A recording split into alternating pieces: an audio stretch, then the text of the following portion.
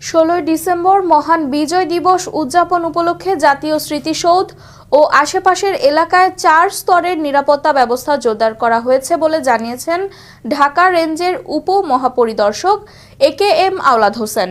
পাশাপাশি সাদা পোশাকে গোয়েন্দা নজরদারিও বাড়ানো হয়েছে।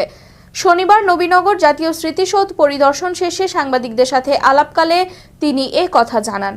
ডিআইজি জানান, নিরাপত্তা ব্যবস্থা শুধু স্মৃতিসৌধ কেন্দ্রিক নয়, আশেপাশের যে জেলাগুলো আছে অর্থাৎ মানিকগঞ্জ, টাঙ্গাইল, গাজীপুর ও গাজীপুর মেট্রো এলাকায়ও নিরাপত্তা বলয় চলে আসবে। সাভার জাতীয় স্মৃতিসৌধের ইনচার্জ ও উপসহকারী প্রকৌশলী মিজানুর রহমান বলেন, মহান বিজয় দিবস উপলক্ষে জাতির শ্রেষ্ঠ সন্তান লাখো শহীদদের প্রতি শ্রদ্ধা জানাতে পুরোপুরি প্রস্তুত করা হয়েছে জাতীয় স্মৃতিসৌধ। এবং শুধু খালি এই সাভার স্মৃতিসৌধ কেন্দ্রিক নয়, তার আশেপাশের যে জেলাগুলি আছে অর্থাৎ মানিকগঞ্জ, টাঙ্গাইল, গাজীপুর মেট্রো এসব এলাকা আমাদের নিরাপত্তা বলয়তে চলে আসবে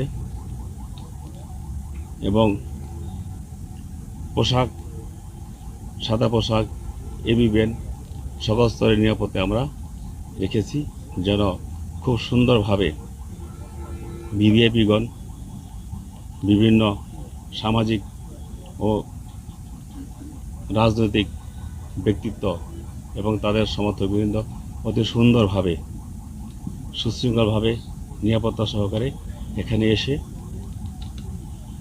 পুষ্পস্তবক অর্পণ করতে